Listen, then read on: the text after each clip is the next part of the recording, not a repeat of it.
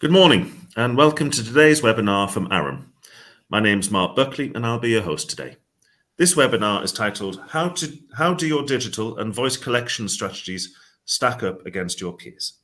I'll now hand you across to today's presenters, Russell Robinson from Arum and Jaco Snyman from Sigma Connected. Gentlemen, over to you. Thanks very much, Mark. Good morning, good afternoon, wherever you are in the world. Thank you for joining this presentation where we can walk through some, to give you a little bit of background, walk you through some survey results from some work that we've been doing with Sigma. We've gone out to the market across different continents. We've had about 30 plus different responses from our survey around integrating digital and voice interactions for collections. We're going to walk you through a snippet of some of the results, but then later on you'll get in the presentation we'll show you how to get access to the full report and potentially participate. To give you a little bit of background on Arum, so we're collections and revenue experts. We work with our clients to prevent and resolve problem debt with their customers. Arum's been helping organizations for 23 years across 20 global territories.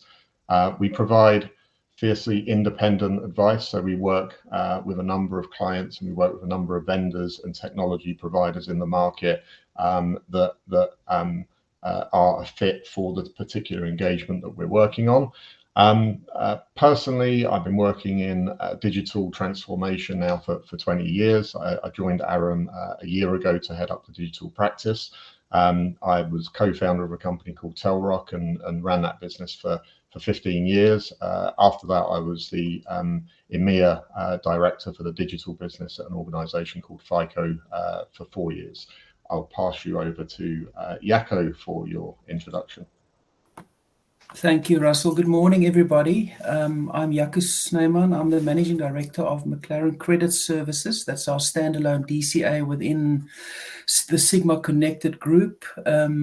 Sigma Connected is a provider of outsourced contact center services, business process outsourcing, training, and consulting services, as well as DCA services. I think we've experienced tremendous growth in the last 4 years in particular, and we continue to expand our reach across territories and industries. I think our expertise cover the whole customer life cycle, from customer acquisition to customer service to collections to specialized vulnerability customer support services, in particular our reach out product, as well as DCA services. We've got over 4,000 employees across the UK, South Africa and Australia, and we service our UK clients seamlessly, either from the UK, from our Birmingham or Redditch offices, full working from home solutions, or blended across the UK and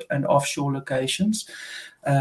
We also do offshore for customer service and collections at scale for UK FCA regulated entities. I think with Sigma, I think we truly believe that people connect with people, so that forms the cornerstone of our engagements with clients, customers, and also internally with colleagues. In terms of myself, I've been in the financial services industry in particular for over 20 years with deep specialist knowledge of retail banking and consumer finance in particular. I think before joining Sigma, I was Chief Operating Officer, as well as then transitioning into Chief Transformation Officer for BNP Paribas Personal Finance in the UK. And I've got a real passion for digital transformation, but with a human touch. Brilliant. Thank you, Jaco. I'll move to full screen now so we can share the content. To give you to kick off and really give you an overview of one of the data points that came through. So in the survey we asked just under 20 questions of different topics across digital and integration of digital with human operations and customer treatments, customer preferences. The list goes on. One of the questions we asked was around, do you capture the customer's communication and channel preferences? And 69% of the respondents, so you've got 20 plus organizations, came back and said, we do capture customer communication channel preferences. And that can clearly be stated, so in relation to GDPR and other requirements, where a customer will actually state that they would like communication over SMS or via post or a phone call, and then being able to utilize that in the communication strategy. But then there's also which is a huge topic, and many organizations working on it in different ways, but then the inferred communication and channel preferences. So that could include things like the type of words that people respond to, the type of tonality in communications. It could be the options that provoke a response, elicit a response from someone. So it may be that someone will respond to a message that talks about payment options and help around their financial difficulties, as opposed to other communications that may talk about next steps and be a little bit harsher in its approach. Also, actual channels that you use as well. So the modality of the channel, whether it be an SMS or a WhatsApp message or an app push message, and the list goes on that front. And then again, there is timing. So it may be that based on certain work hours, it could be based on other movements that particular customer has, that it may be that they respond at certain times of the day. When we look at analytics with our clients and various engagements we work on, the number of customers that might be responding in the early hours of the morning, they might be responding on a Saturday morning, are different to what you might see from a normal call center kind of working hour structure. What we do see where organizations are working really well in this area is, I'll give you a few examples of one organization where they had a lot of outbound contact, but when they actually looked at the data sets of how their customers were interacting and what you call kind of self-cure, there were a number of different customer segments where they didn't need any contact at all, or they didn't need an outbound dial, they didn't need the number of SMSs that were being sent out to them over a period of time for them to cure the account. They just needed singular messages which stated certain things about their account status, giving them the right options to be able to respond and make the payment in a simple way, and those customers would self-cure quickly. And we've seen some significant reduction in outbound contact attempts through that, in essence, a really simple method of analyzing which customers are self-curing and don't need that outbound contact. In addition, as opposed to looking at kind of digital first, and in some cases organizations are pushing it a bit too hard, but you've got a number of people in the customer group may have some form of digital access issue. It may be that it's more appropriate, or their preference to communicate with a human, and that can also be seen in inferred preferences. So it may be that they haven't interacted on digital channels for the lifetime of the account, or maybe only a few times have they accessed online banking, for example. So it's organizations, and we've seen a few that do this quite well, where they will use that knowledge and they will promote voice-based communications and options that they can get by calling in over the digital options that would normally kind of be prominent on the outbound communications. An organization has made some good progress with their mobile app customer contact preferences as well. So whilst they were fairly heavy mobile app users, you couldn't rely on the outbound app notification to elicit a response from them.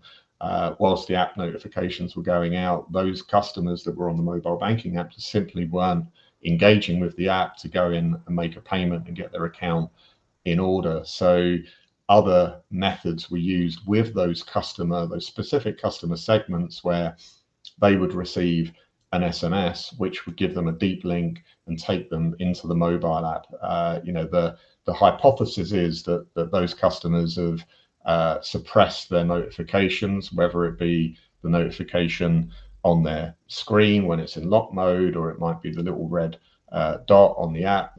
Some people take those off for their mental health. I know that I've reduced a lot of the notifications on my phone, to the anger of my friends and families. But there are many different ways of using data of the customer account, of the history of the account, and how they communicate to then really improve the way that customers can interact with both human and digital channels. One organization we've seen with 65 different types of customer journeys based on the stage of debt. Not only has the 65 different journeys, they also have variants of those journeys. So it may be that there's a chatbot journey for when you're in early arrears and you're a certain risk type, but then they've implemented many variants of that chatbot journey to help get the right response from customers when they're in that particular part of the life cycle of collections. Moving on to choosing voice or digital. When you look at automation or best suited to interaction, over on the left, organizations responded back, and we've in the final report that we produce, which is in draft mode at the moment, there's various graphs and images around the different data points that we've got, and one of them is showing where organizations have responded back and stated what are the most likely processes that they would automate. The leaders in that area, as you would expect, no surprise, taking payments. I think from a payments perspective, we've seen a lot of development in this area around automation, whether it be continuous payment authority, so providing your card details and giving authorization for that to be a repeat payment, tokenization and linking the tokenization of card details to other channels as well. So it may be that I've gone online and I've made a payment for my initial payment installment. I then provided my card details for doing that. The next installment that's due, because my preference is not to go on continuous payment authority, because I need a bit more control over my finances, I receive an SMS telling me my second installment is due, and I simply reply to that SMS to make the payment. So it stopped me from having to manually call back in and kind of give those payment details. There's generic services that are provided by third-party browsers, right? You've got browser pre-fill, which makes it very easy to go and pay online with your Apple ID or otherwise, and select which cards you would like to pay from. Organizations are starting from a collections perspective to implement Apple and some Samsung Pay. We're seeing some growth in that area, and then to the direct debit payment method. A lot of organizations will push hard to get customers onto direct debit. It's a a very good way for customers to be able to manage their finances, right? Because you've got the automated payment that comes out each month. I've seen some organizations add some flexibility to that as well, so you can receive communications about the direct debit that is going to come out, and you've got the ability to move the direct debit to different dates if you need to, that link more closely to when you receive your employment income or benefits income. So some good developments in the direct debit and automated bank transfer payment arena, and we've seen that in different countries. And open banking is getting more and more traction. Certainly from one organisation, they've now moved about 30% of their typical debit card payments for customers in arrears across to open banking. So the customer may receive an SMS, or it may be a QR code. They hit that link, they're taken straight to their typical mobile banking login, where they complete their regular authentication, and pre-populated are the payee details and the amount they need to pay, and they just hit a button to make the payment. So some interesting stuff going on there. From a customer perspective, there is the challenge of are open banking payments significantly different to making a card payment through browser pre-fill?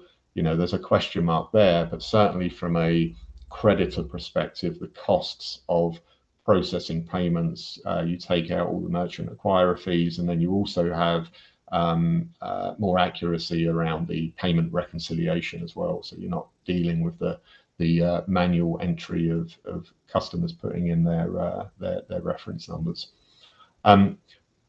Affordability and payment plans. We're seeing organizations continue to develop in automating affordability and plans. Some organizations still have those two processes separate, where there might be some automation on affordability through digital web forms, in some cases with open banking or CRA data. But then if you've created or you've understood your disposable income, you still need to go and set up a plan via another process. And with evolved organizations, we're seeing the linking of the disposable income going straight to presenting some payment plan options to the customer. You'll see kind of affordability and payment plans on both sides. It was because we had about 50-50 response rate in terms of what you're most likely to automate and what do you think is best suited to agent interaction. And I love that, because it goes with our thoughts, which are, it isn't all voice, or it isn't all digital. The best customer journeys are really ones that are designed for all different types of customers. And there is definitely a demand for people to talk about their affordability over the phone with a human and have help going through that process and be able to talk through their payment plan options when they're in difficult situations. There's also customers over to the left that may prefer not to speak to a human and may prefer to share that type of information over a front end. We've got one organization that we're working with at the moment, where they're looking into ways where they can anonymize the front end process, where customers will go in and put in some affordability information and look at their plan options without having to share any personal information. And I think that's really great from the anonymity perspective and helping customers engage that may be embarrassed or otherwise to do so. Jaco, I'm going to hand over to you now. Thank you, Russell. I think there was a number of questions that centered around the integration of voice and digital, and some interesting observations and themes emerged from that. More than 2/3 of respondents encourage customers to speak to an agent while interacting with the digital channel, which I think it's positive and it shows good intent across the board. I think, practically speaking, what we've certainly seen in terms of some of the clients that we deal with, that process to hand off to customers from digital to agents, so that the agents at the right context can sometimes be prone to integration issues. Typically, digital interactions are, for most companies, still batched into core CRM systems, and sometimes can be up to 24 hours. So that seamless transition from a customer perspective, from talking to a digital or going through a digital channel and then being handed off to an agent that sometimes doesn't have the context, is still a problem for most companies to solve because of that batch processing. And then also many chat systems can often go very quickly to human teams and then overload the agent teams because of the design of that, specifically linked to outbound campaigns. I think what we've noticed also is that workforce planning technology also is still catching up in terms of really planning for that almost digital to analog transition to an agent. That's the one. I think where we've seen, I think it's not a either or. I think we've seen certainly some of our clients have acknowledged the fact that handover can sometimes be problematic, and we've got a number of clients that do that through a ticketing system, just to make sure that you give the customer the certainty that the issue is being dealt with, even if it's a callback later, which is not ideal in terms of a digital journey. It at least closes the gap, where very often in these journeys we find that you just drop off or you just don't get the service, and that's obviously not ideal. It is, I mean, as Russell said earlier, I think it's absolutely imperative that the digital comms offer customers human support, and specifically that digital does not exclude them from getting the right outcomes. And I think if you look at the pandemic as a whole, it's actually quite a good testing ground for the readiness of the switch between digital and analog, and sort of dealing with sometimes very new customer demands in mass very quickly. What we certainly found is that our clients that were well advanced on the digital journeys could use those digital channels to communicate to customers really quickly and implement some basic digital solutions quickly. But I think those that had resource flexibility to support that weathered the storm much better. And I think ultimately, resource flexibility might include multi-location sites with different recruitment dynamics, full working from home, strategic outsource partners, the likes, to help you manage those peaks and troughs. But ultimately, you need to be able to respond appropriately with the human touch on the back of any digital comms where appropriate. What was interesting, even though a lot of customers encourage the handoff from a digital to an agent channel quite seamlessly, only 20% allowed customers to shift to a voice channel. So an example that I can use there, very often the tools available to customers for self-serve is not available to agents to be able to do first-time call resolution while they're talking to somebody. Examples include a customer being pressed for time and just wanting to receive the confirmation, whether it's a pay by link or a SMS with a redirect to an OAM, online account management.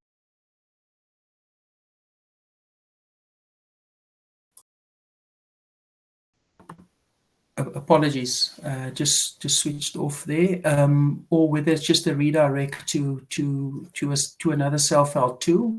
And then lastly, I think what was quite interesting, which is it's sort of contradictory to Russell's earlier point, that the majority want to automate at least the payment journeys, only 60%. that do use a mobile app had tailored collections journeys. And that, I suppose, what we're seeing on the back end of that is really almost two broad categories. It is those app-first organizations that use the app as a primary onboarding tool, where it's digital first by design. They normally incorporate that relatively well, but sometimes the handover from digital to person is not often that easy and not resourced appropriately.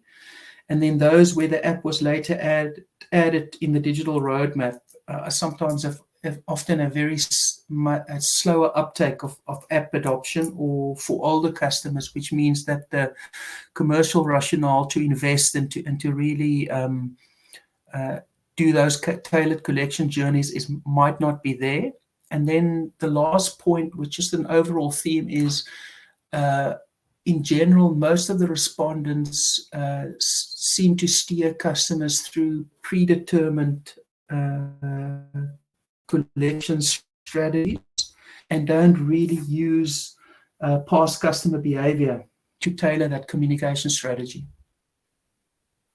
So, Russell, over to you. All right, thanks, Jaco. So really good points there, and like you say, we get different responses from different customer groups, different industries, and it's interesting to see some of the contradictions that come out even in the same organization, where they really have a drive to move into a certain direction, but the actual journeys and the way that the systems are working with the operations just aren't exhibiting that, and they're still early on the journey in developing that out. So we've given a few data points here. I think what we'd like to do is give you the option to participate in the survey. We're keeping it open for a few more days, and we're going to be sending out this link after the webinar, so you can hit the link. It should take you probably 10 or 15 minutes to complete the survey. You can contact me directly if you've got any questions, but once you've completed the survey and our report is complete, which we're expecting to do in the next 2 to 3 weeks, we'll be sending that out to you. So that will be in the form of probably about a 20-page report, which will have all the output from the survey, and also commentary around different topics that are within the report. So free report, 10 minutes of your time. Please get involved, because the more responses we get, the better the quality of the output. And as I said, we've got 30 organizations so far. We've got a few questions that have come in. I think we'll probably run out of time to answer all of those. I'll give a stab at one of them now. So we've got one question, which is for mobile app journeys. What organizations, what can they do to secure the investment, bearing in mind that their customer services roadmap might be taking up the majority of the development? I think organizations that are struggling to get collection journeys into their mobile app really need to focus on impairment benefits. In many cases, certainly from a financial services organization, the business case benefits around reducing impairment can be significant through digital development. And I also think ring fencing a team off the back of that business case, so they can develop for the collections team, work on the app, is required to get the type of capability that's required. I think we'll circulate the other questions. Otherwise, we'll run out of time. Mark, over to you. Thank you, Russell. Thank you, Jaco. Yes, just to confirm, we can provide the answers to any questions that have been submitted along with the webinar afterwards. So please keep submitting them if you have any. Because we are short of time, I am going to draw this to a close. So I'd like to thank both Jaco and Russell very much for their time today. I'd like to remind everyone that this webinar will be listed on our website from tomorrow if you'd like to listen again, or to recommend it to any colleagues who couldn't make it today. Also, just before you go, we'd appreciate it if you could take a few seconds to give a little bit of feedback in the relevant area provided. Once again, thank you all for your time today, and goodbye.